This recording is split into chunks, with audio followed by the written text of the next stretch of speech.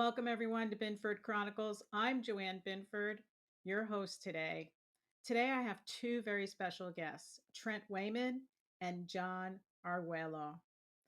Trent is a warrior who's lived the entire evolution of the Republican Party and then walked away to build something better. That's right. He registered Republican at the age of 18, just like I did, backed Ross Perot in 92, and in 2021, thanks to Dan Schultz on Bannon's War Room, Trent woke up again. Trent and his wife joined the Manatee County REC, and they realized they needed to bring it back to we the people. That's right, we the people. Together, they started a Republican Assembly chapter, building a grassroots coalition that in 2024 succeeded at winning every single primary except one school board race. Folks, that's progress. Moving forward, Trent ran for state committeeman and earned 60% of the votes.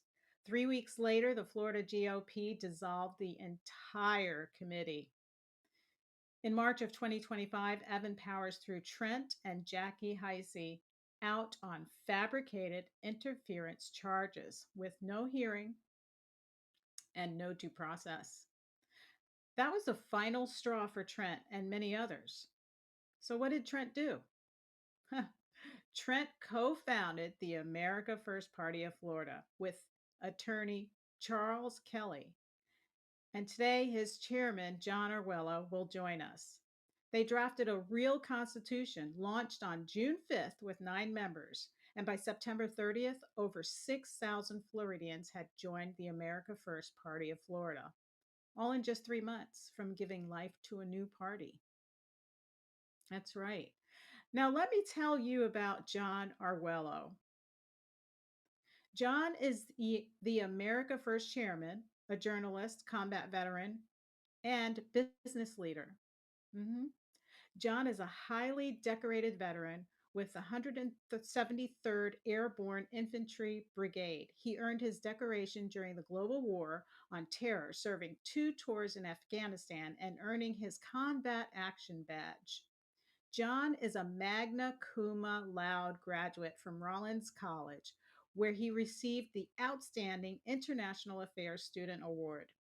He then sought a master's degree in strategic public relations at George Washington University. He transferred to Barry University of Law, where he graduated with his JD, Doctor of Law. Prior to running for school board, Jon was a CEO of a manufacturing company in Central Florida. Elected in 2020 for school board member, Jon began to witness the corruption within the system. With prayers and the Lord's guidance, Jon decided to expose the corruption and push back against it. Hence, these two gentlemen are working together to bring we the people together under the America First Party of Florida. We'll be right back after this message.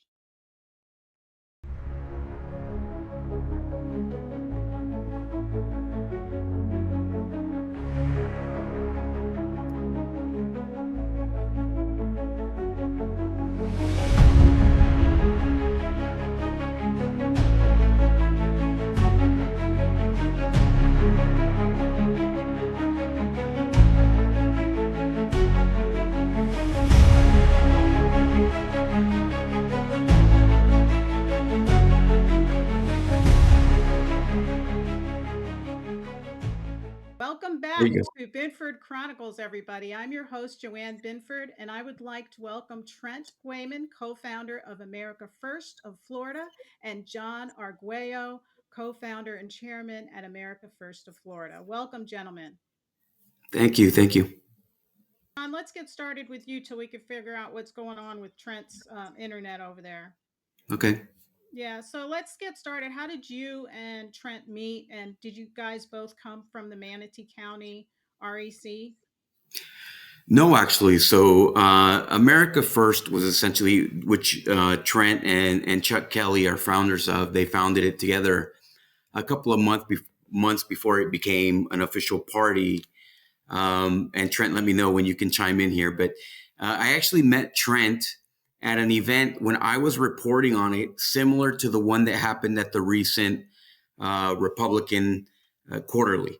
So there Mm-hmm. was a protest at the recent Republican quarterly. Many people know about it.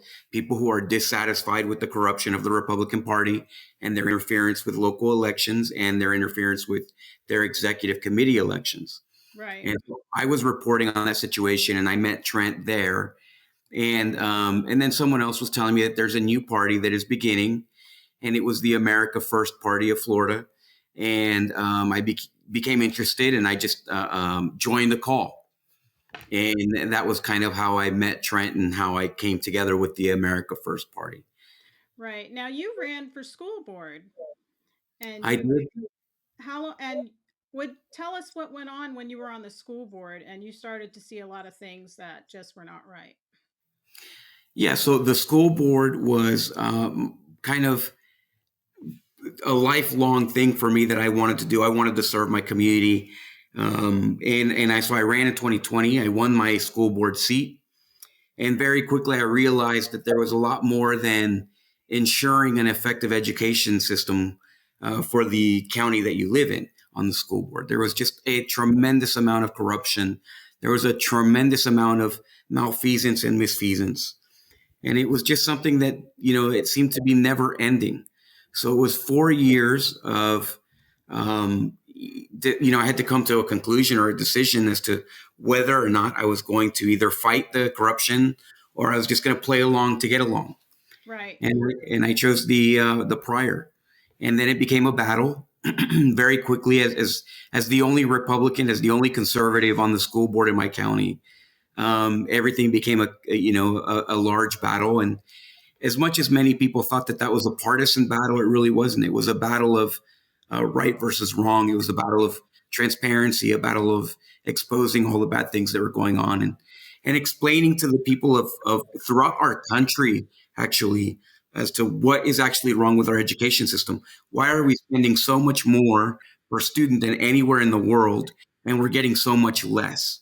So in China, they're graduating engineers with rocks and sticks and pebbles, and in the United States, we're spending $20,000 per student, and we can barely get them to graduate. So, and the problem is the school districts themselves. Well, the schools have become very political. And rather Absolutely. than teaching our kids, how to read, write, do arithmetic, all the core subjects, and preparing them for the world by maintaining shop classes, they started indoctrinating ideologies and getting into social, emotional things. It's like it shouldn't have been in the schools. And it would have never been caught if it wasn't for COVID. Absolutely. Education is no longer about education. It's really about the Democrat Party, and it's the in many cases the worst of the Democrat Party have seized control over the education system. The way that the like the old fashioned mob in the Northeast, they'll take control over a construction site, right? And they'll get paid not to go to work in order to be able to do the construction job. And the new mafia today is the education district, is the education model. It's these school districts that they don't answer to anyone in reality. So you have superintendents that don't stand up and speak out against what's going on. You have elected school board officials that are essentially just trying to take a step towards a larger political career. And it's really no longer about educating the kids. And it's, I think, now not all school board members, not all superintendents are bad. Certainly not all teachers are bad. It's just that the model itself is 200 years old. It no longer serves us. And at the same time, people are taking advantage of it because special interests has their teeth so deep into the model. Practically, the whole thing needs to be burned down in order for our kids to be educated in any effective way at this point. It does feel that way at this point. Trent, you were seeing a lot of this too, not just in the school board, but we were seeing it in the REC as well. Tell us about that. So I missed a little bit of the intro and the questions there. So I'm guessing we're talking about the corruption and why we joined. Uh, Yeah, so to bring it up to date, yeah, I was asking our John about because he ran for school board and he started to see a lot of that corruption within the school district, and we were talking about how the school district became so political, but mhm. it's also that way in that's what led you to building the America First, because the REC kind of has its inside corruption of its own. Yeah, I mean, I think we have corruption from the top all the way down to the bottom. It's everywhere. It's not just in any one level. It's in all the levels.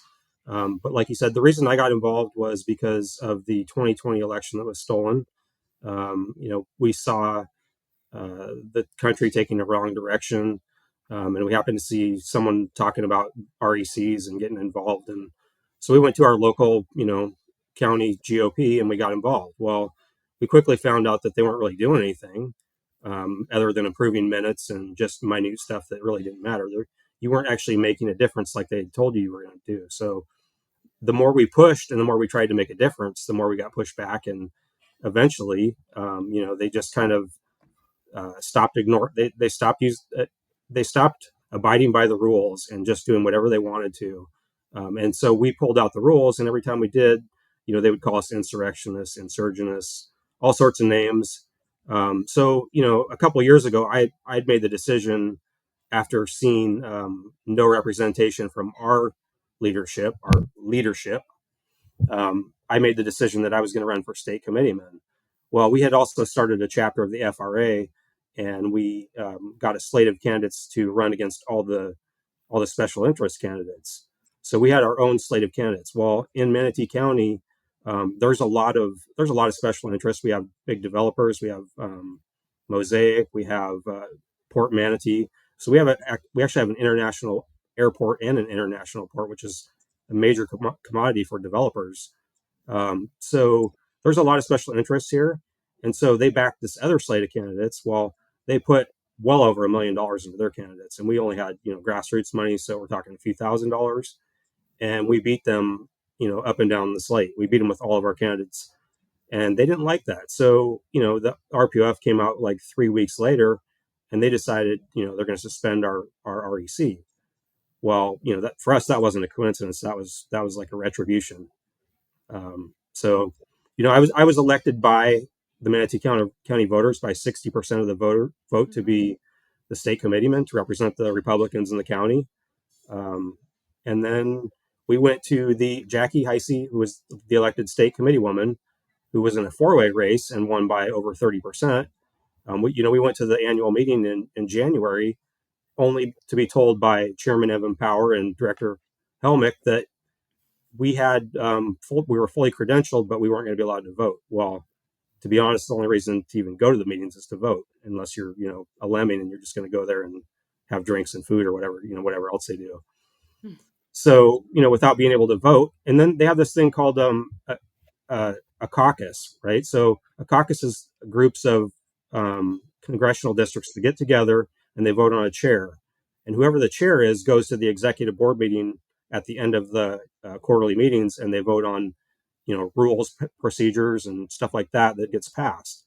So there's only like 40 of these seats available. Well, Jackie or I would have had one of those votes, and they didn't want us to have that. So they basically sidestepped us and put in some guy from, CD 14 who doesn't even live in our district. So that was our annual meeting experience. And then in March of this year, Evan and Bill sent us a letter saying we were being removed from our state committeeman positions. The next day, we received notice that we were being replaced by selections, not elections, selections. They selected everybody that went into the executive board. We also had one of our precincts was precinct 311. We had on the ballot, there were actually 10 people on the ballot. 7 people were elected to those positions and none of them got in.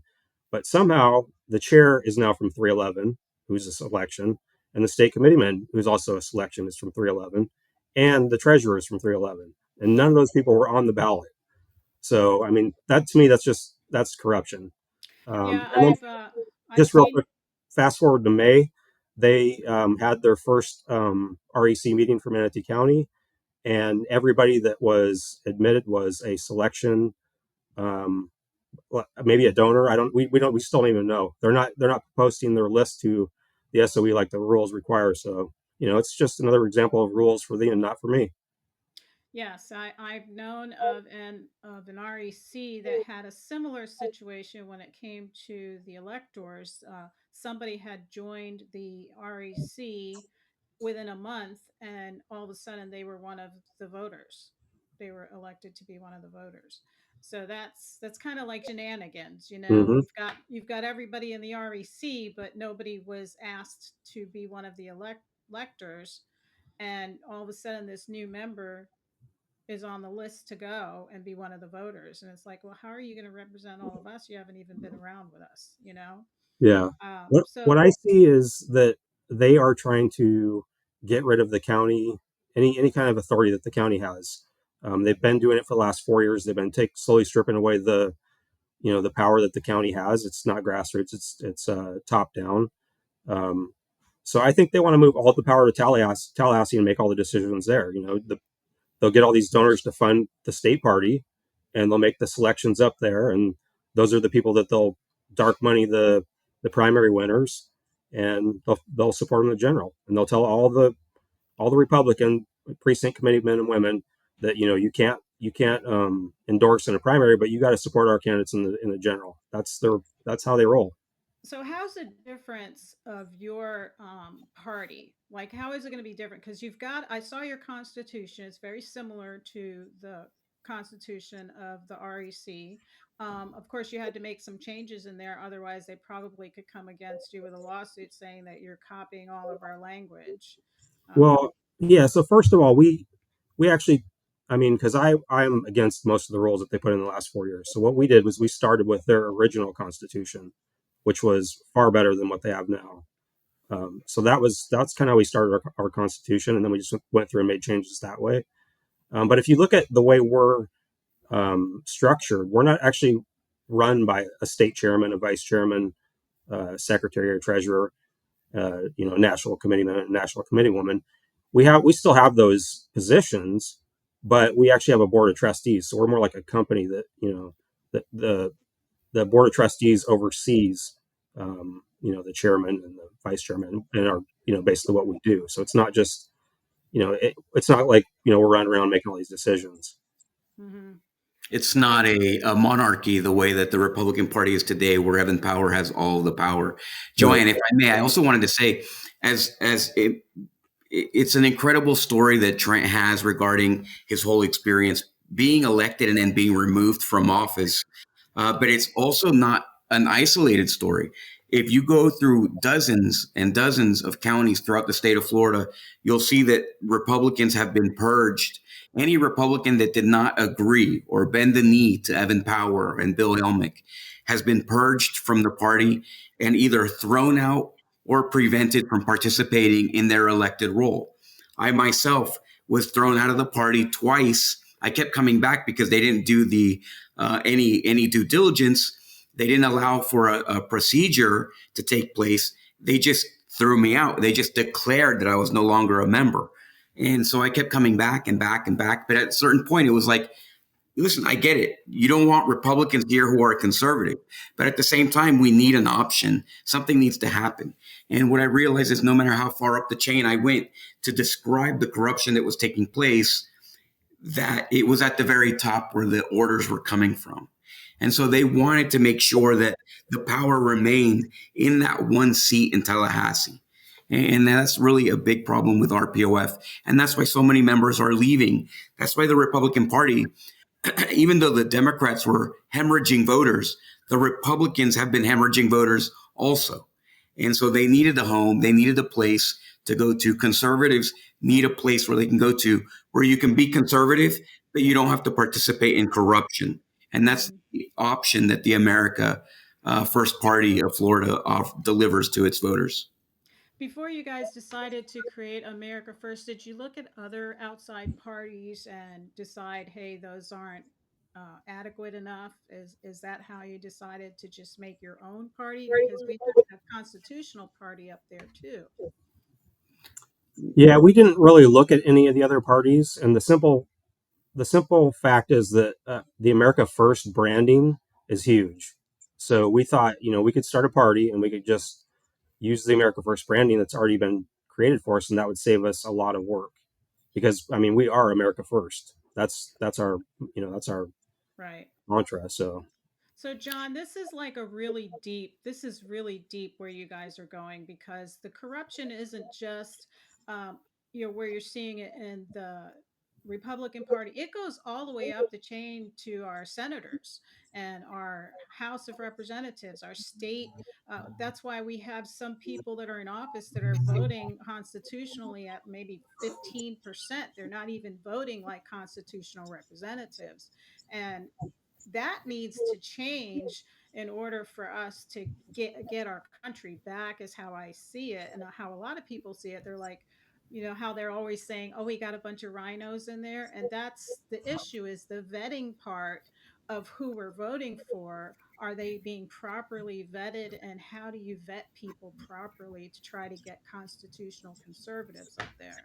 Because I'm assuming that's your goal, is to get grassroots candidates that respect and believe in the Constitution to get up there and actually do what a representative does according to our social compact with the Constitution. Well, absolutely. I mean, that's it's a big part, finding people who will run for office that will respect the Constitution. And you're 100% right. It is the Senate. It is. I mean, we have an extremely liberal Senate. We have a supermajority of Republicans, but they fail to deliver on any conservative legislation. Why is that? And it's because they are not really. At the end of the day, they are one. They work together. I think that people like to say that the Republicans and the Democrats are two sides of one coin, but that's not what the America First Party is. The America First Party is a $2 bill. It's completely separate and unique from the other two parties in that we do not want to continue the corruption. We're not just trying to win seats. We're not trying to keep the status quo. We're trying to come up with something completely new that actually respects and decides legislation based on what is good for the American people, not for special interests. And both the Republican and Democrat parties are designed to serve special interests. I ran for Senate in 2024. And I went to the Senate. I spoke to everyone. I had the contacts that I needed to have to win. I raised pretty good money. I did everything that I could. But at the end of the day, the party could rely on one thing from me, that I would not bend the knee to Evan Power. I would not bend the knee to special interests, and that I would not just do what they said and be quiet. So I think that when you're talking about primaries and finding people, if you want to run as a Republican, the requirement isn't that you're a good candidate. The requirement is not that you have integrity. The requirement isn't that you're qualified or that you have a legislative plan that makes sense. The requirement is that you do what they say. And I think that they'll all tell you, if you look at Anthony Sabatini, who served in the House, they put him in a broom closet. And why is that? Because he was simply a truly conservative person. He doesn't need to fake it. He doesn't need to pretend he's something that he's not. In fact, he's very far to the right, and he was not shameful or shy about it. He was an honest, legitimate conservative, and they put him in a broom closet. They wouldn't allow him to drive any legislation. Then the party itself calls him ineffective, when what they've done is created an ineffective legislature because they would not allow him to participate. The fact is that the voters of Florida are now demanding action from the legislature to be conservative in Mm-hmm. nature, and they're refusing to do that. So the real problem isn't the Democrats, because they are completely irrelevant at this point. The real problem is the Republican Party, because they are trying to hold on to the status quo, and they're in charge. And so they're the ones that decide. If they wanted to pass any legislation right now, if they wanted to remove, let's say, for example, home taxes, right, real estate, property tax, things of that nature, they could resolve that issue immediately. And the reason that they won't do it is because they have not figured out what they're allowed to do according to the special interests that own them. So that's the only thing holding them back. And I'm sure that when the special interests come up with a way to reduce property taxes that benefits them, but not the average Floridian, you'll see the legislature pass that immediately. Yeah, makes sense what you're saying. Trent, a good example of the Republican Party and who supports who, uh, was we witnessed it in New York City when Sliwa was running, and conservatives were pretty much saying we need to be pragmatic and vote for the lesser evil. What did you think about that, Trent? Well, I mean, the simple thing would have been for the Republicans to get behind him, but they didn't. Instead, they got behind Cuomo, who's a Democrat. Like what? I mean, that tells you everything you need to know right there. They're not Yeah. conservatives, and that's why we exist. That's why the America First Party of Florida exists, because there are no conservatives in the Republican Party, not Okay. in the ranking anyway. There are plenty of conservatives that are Republicans, but they're just voters. They're not actually in the party up in the decision making process. And how about membership? How do you know? Like, I think um, when people join like uh, parties like the REC, and you're going to be similar to an REC as a party of Florida, America, America First. How like there are people that come into the party and they say, "Well, I've been a Democrat all my life." How do you vet them to make sure that they understand what it is to be a conservative? Because we I've seen people that have come into the Republican Party, and then when you're talking about something like gun rights or abortion, they're still staunch about those things, shutting down guns and shutting and having abortion up until 6 months. So how do you? To me, what the way I see it is, if you have those people, it's like having a fracture in your glass.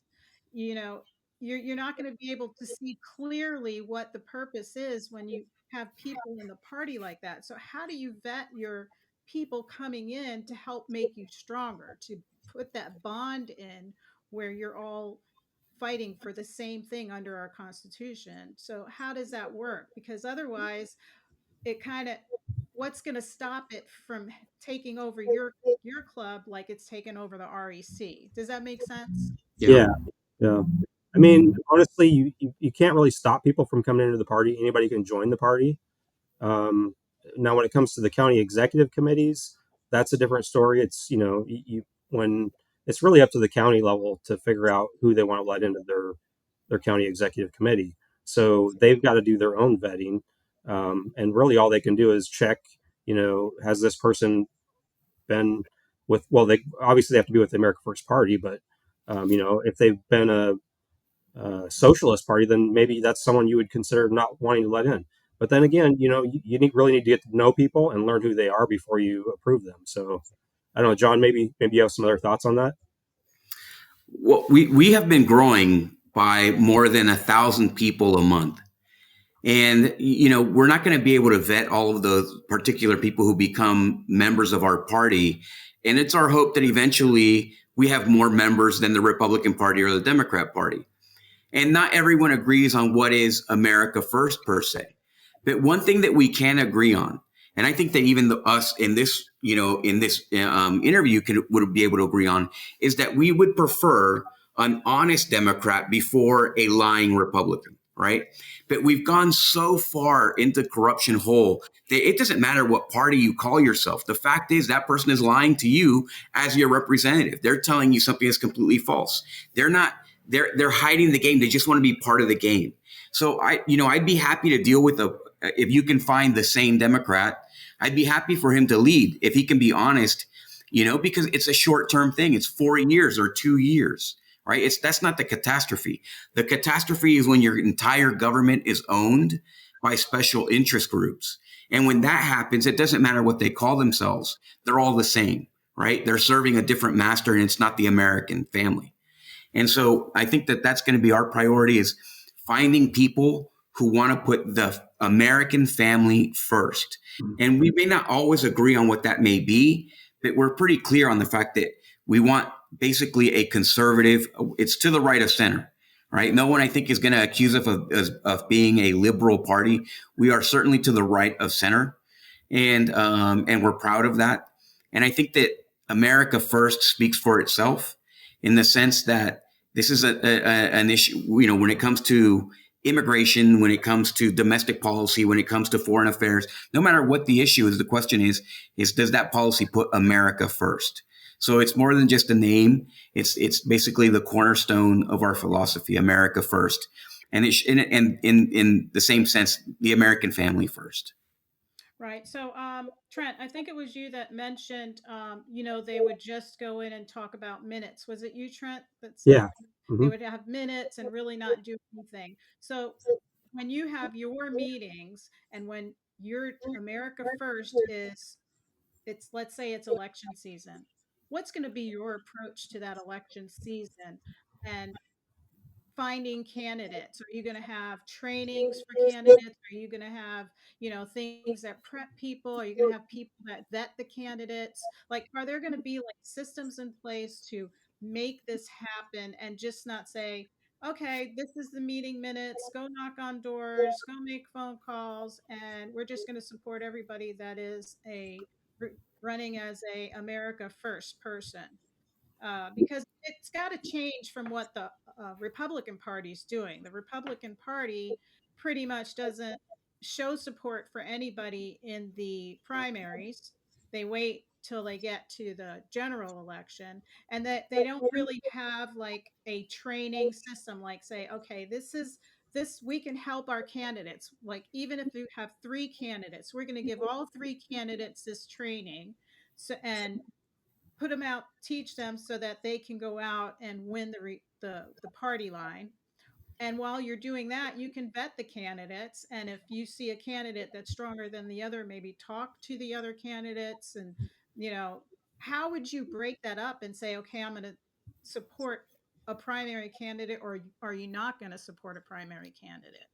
Joanne, Well, if I'm in Trent, if you will, just for one second, I don't think it's true that the Republican Party does not get involved in primaries. They absolutely get involved in primaries. In fact, the Republican Party picks the primary winner in advance. And if you try to resist the primary party winner, then what they'll do is exactly what they did in Manatee County, where they won, and they knew that that would meant that it would impact their primary races, it would impact their developer paid for potential candidates, and so they completely closed the Manatee Party REC down. So they absolutely get involved. In fact, in Osceola County for District 25 in the Senate race, which is my race, they negotiated to give that seat entirely to the Democrat because they knew that the Democrat would be happy to go along with their development special interests. So they do get involved they just don't allow you, me, and our Yeah. friends on the You're grassroots talking level. about the backdoor involvement. the dark money. Yeah, I alluded to that when I was talking about what happened in Manatee County. I mean, we had the MAGA PC voter guides that came out of Robinson, Gruder's, and Roberts' office. So, that's dark money. That's backdoor parties kind of stuff. Right, the backdoor stuff. But Yeah. you guys want to be open and front and center. So what does that look like in the primaries if you have three people running for your party line?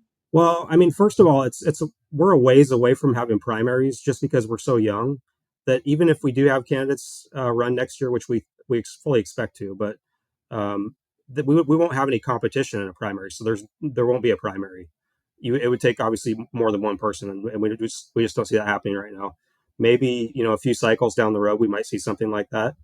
Um, but we wouldn't get, we would let the counties figure that out. That's what grassroots is all about. As far as like what happens in our county executive committees, again, that's grassroots. It's the way I see those county executive committees coming together are basically all the people that were pushed out by the Republican Party. Those are all the activists that wanted to, form committees. They wanted to, go out for search for candidates. They want to do all kinds of activities, but the Republican Party told them to, shut up and sit down. So those are the kind of people that I see, running the county executive committees. Yeah, so like you guys were saying earlier, it's hard for grassroots to get started because there's no funding there. It's all grassroots, it's all push, and like John was saying, it takes a lot of money and the backdoor activities that go on to push this forward. You see the billboards, you see the signs everywhere, the radios, all that stuff. A grassroots candidate can't afford that. So it's always going to be a really tough race for grassroots. Here in Indian River County, our last election, county election, only one grassroots person won their race. Every single one of them lost to the incumbents. And it kind of makes the community feel like, well, we're never going to beat the money.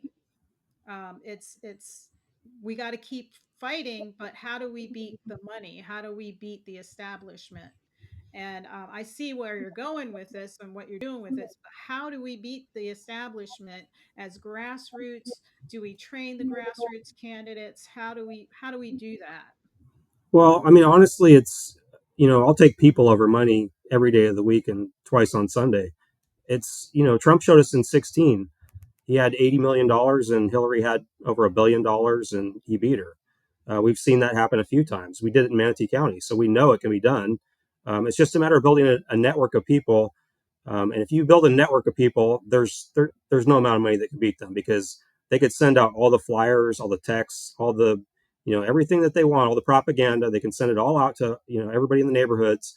But if you have people in the neighborhoods that know people and are talking to them, that's way more powerful than any kind of, propaganda that's getting pushed out.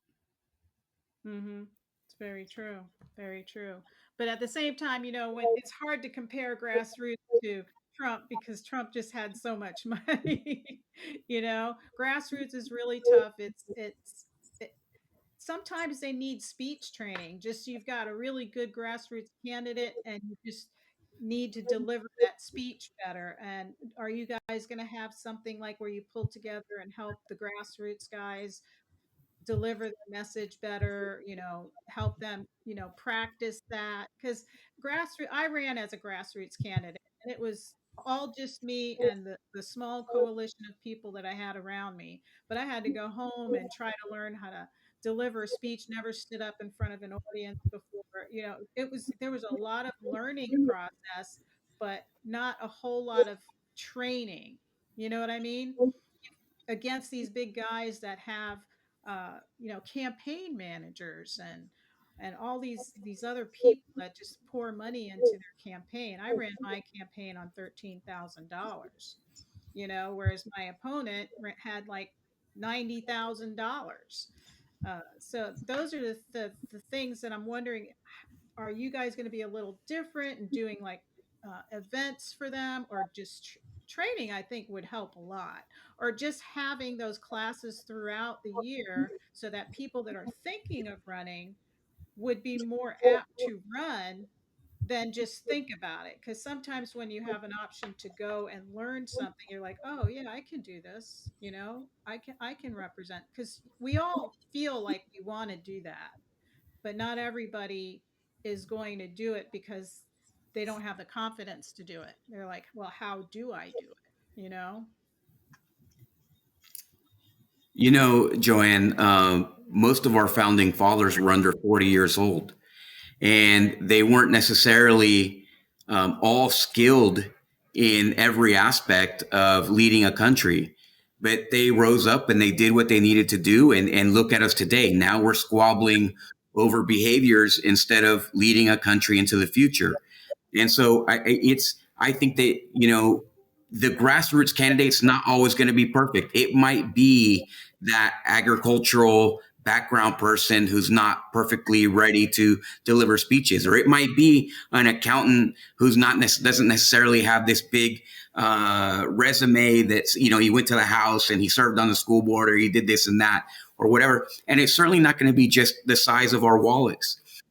At the end of the day, the America First Party of Florida has leverage like no other party really has. So, number one, we can avoid the primary instead of running. And right now, this is a big deal because the Florida governor race is heating up. We do not know who the DeSantis camp is going to put in. We don't know if the gentleman James Fishback is going to get in, who has been working with Trump recently and has been all over TV. He might get in. There's a lot of people that might get in. And one thing we know for sure is that anyone who gets into a Republican primary against Byron Donalds will certainly lose. Why? Because they have the entire apparatus of the Republican Party already anointing Byron Donalds as if he was already the governor. So, but if you throw in an America First governor candidate, for example, all of a sudden now you have a three-way race, a three legitimate way race, where you have a Democrat who all of Florida understands that we're not going to vote for that person. You have a Republican who nobody's really excited. The whole party's not excited the way that it was to vote for Trump to vote for. And then you're going to have an America First candidate who's offering an actual light at the end of the tunnel in terms of representing the American family, not special interests. This is about picking somebody who we trust beyond the term, beyond the Trump's term, right? So that's the one thing that we offer everyone in every race. If the Republican Party can no longer steal the race just because the Democrat Party is irrelevant, now they have to actually contend with an America First candidate. And you see two conservatives slugging it out, and they can't win if we put in a candidate against them. So it's a tremendous amount of leverage that AMF has to prevent rhinos from winning seats, which is almost as important as winning seats for our own party. Yeah. Yeah, I see it, but it's like it's really nice for people to have another option because you're right. A lot of people are running away from the Republican Party. They're running away from the Democratic Party and they don't know where to go because they've lost, I think I can't say it enough. I think Fetterman is the next person that's going to bring the Democratic Party closer to where it used to be, because he's the only one that actually thinks about the people and he's spoken out and he doesn't care. He's like, no, this is wrong. We should be working for the people, working for the Constitution.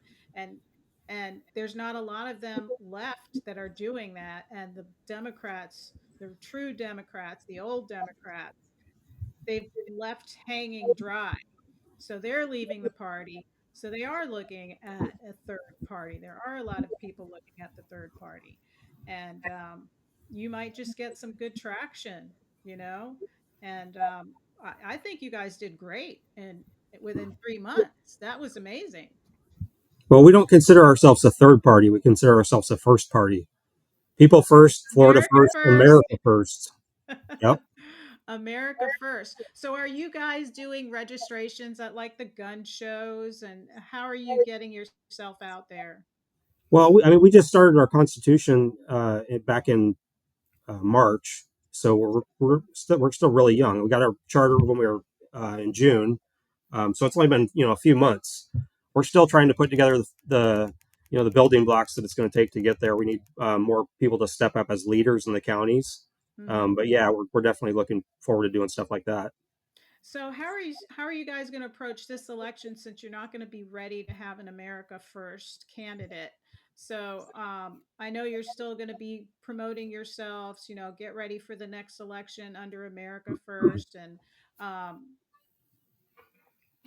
how are you? Have you guys decided who you're going to, or just waiting to see who who finally puts in? What is it? June is the last time, the deadline for everybody to put Qualification. in. Yeah. Yeah. So you guys are So just waiting for that. I mean, our goal actually it's a year from June, right? So we I think that in that year we might be somewhere around 50,000, 75,000 members by the time the election comes. So remember, DeSantis won his first election by 20,000 votes. So I think that this is going to be a big year, a big election for America First. It's certainly going to be a potential for the America First Party to show that we are absolutely relevant to the discussion and that conservatives have an option. And I think that that would be goal one. So we might win a seat here or there. But the main goal is to make sure that all of Florida knows that they have an option now to turn the page on what has been. Okay. Just like we turned the page on Kamala Harris, and that's now just a horrible memory in the past. Now we'll turn the page on the arrangement that the Democrat and Republican Party have together as this uniparty and move on from that also. And I think that that's a big key thing. If Florida can do that, then Florida will be on a path to a future that is extremely bright. And if we do not, then we might be looking at a future that is like Georgia, right? And so I think that no one likes around the country, we saw the catastrophe that was Georgia in terms of being a red state. And we might see that here in Florida because at the end of the day, we have a Georgia like Senate and we have a Georgia like House of Representatives. So I think that Floridians really have to decide the kind of future that they want. And we're looking at a resurgence, a revival, a renaissance of Florida more than we are just a party and option, like the others. Yeah, with everything that's going on and everybody flocking to Florida now, do you still feel Florida's a pretty strong red state, Trent? I do. I feel it's pretty red as far as the people and the voters, but it's just that the people that are running for office, they're not really they're not conservatives, they're not Republicans as far as I'm concerned. Um, but it still looks red because of that. Trent, do you know what your registered people are now for America First? Do you know what your numbers are right now? I expect to be getting a disc from the state in the next couple of days. I'll tell you that when we started in May, we started with 9 founding members, and then in June we had, I believe it was 1150. Um, in July we went up to around 2800 or 2900, and today we're over 6300. So I Oh, expect we'll be probably around 8 or 9,000 when the numbers come out this month. that's good. And everybody can go to americafirst.org, americafirstofflorida.org, right? Am I remembering that? That's right down Re- there. yeah, it's Americafirstofflorida. realAmericaFirst.org. And actually, right now, we're just starting to look at fundraising. So anybody that wants to help us out with donations, we would definitely appreciate that. And We kind of expect that, when we get into the primaries next year and when we start winning races, we're probably going to see some lawsuits from the Republican Party. So we're going to need some help with that. So anybody wants to, why step. would they why would they bring up a lawsuit? What could they bring up a lawsuit on? Well, yeah, go ahead, John. You're more familiar with this stuff than I am. John, I think you're on mute. I was just going to say I don't want to give the Republican Party any ideas because certainly they don't come up with any on their own. But at the same time, I think that they will not like just like I mean, look, they broke their own rules of the party, right? They broke their own bylaws to kick Trent out, to kick people like myself out, to kick out people throughout the entire state of Florida. So I think that they don't mind, and right now they feel the advantage that they have placed judges, they have placed people on the judicial nominating committees. They've done all these things. So I think that they feel that the courtroom is a friendly place for them. So Mm, I think that that's just going to be their last resort to try to save their dominance in Florida. And I right. don't think that it will be successful. Right. Intimidation, and they have the money to use behind it. Yeah, Absolutely. I was sort of referring to like Jill Stein and the Democrats. How they filed lawsuits against her to keep her off the. Hmm. Yeah, I kind of expect the same stuff from the Republican Party because two sides of the same coin. So, Trent, do you have chapters in every county in Florida now? Uh, Last month when we got the numbers, we had 64 counties. We had people in 64 counties. We Wow, that's haven't really good. Yeah, we haven't set up any executive committees yet. That's kind of we've actually got a quarterly meeting coming up that we're going to be discussing some of that kind of stuff. So, yeah, that's really what we're doing now is starting to build the foundation. So, your goal is to grow this organization so that it is as powerful as the REC, but for the people, Absolutely, the grassroots for the people, all constitutional. all the disenfranchised Republicans that that wanted to get involved, we're a home for them. Hmm. So, what do you guys think about the no tax on property? I mean, go ahead, John. No, go ahead, Trent. I was going to say I'm all for it. I don't think we need property taxes. I think there's other ways to raise money that we could, and really, to me, it's all about reducing spending. We don't need to replace the amount of money that they're spending right now. We just need to cut some of it back. I mean, there's so much wasteful spending that they just don't need it. In Manatee County, we've brought in so many residents. They're bringing in so much more money than they were before, and they're buying stuff that they don't need. They're buying new office buildings, just all kinds of stuff. It's just ridiculous. So Hmm. I think it's more about reducing spending than it is about the property taxes. Right. Well, I want to thank you guys for coming on and talking about your party, America First Party. And I wish you a lot of success. I know a lot of people, like you said, are leaving the Republican Party, but they're also leaving the Democrat Party looking for Hmm. places to go. And hopefully when they leave the Democrat Party, they're not looking for socialism. They're looking to keep their liberties. And let's take a look at your party and good luck with that success because we need a change. We need something to get our nation back to constitutional morals, principles, and values. We've strayed so far from it, and it's really hard for we the people now to get in there or to even be heard. Absolutely. Joanne, Real America First, please come visit us, chat with us, send us an email. We fielded a lot of calls and a lot of interest in the party. Please learn more, realamericafirst.org, and you can find us all over the place. So reach out. I want to say regarding the property taxes, every single county in Florida is wasting money. They are flush with cash. In Central Florida, I'll give you an example here in Osceola County. Our county commissioners approved a 50-foot tall statue, which is commemorating one of our county commissioners' homosexuality to the tune of $250,000 we spent. If they have $250,000 to spend on a statue to insult Christians in the shape of a fish in rainbow colors, I think that they have way too much taxes coming in. They are flush with cash, and if we remove property taxes, they'll have to survive in a lean and effective way, as opposed to a way that they can behave like kings and princes, which we don't have in this country. Yes, you're Hmm. right. They'll have to be economically smart, work with businesses more. They rely too much on the taxpayer to raise money for the city, and then they give half of that away to NGOs and private, nonprofit organizations, which is unconstitutional.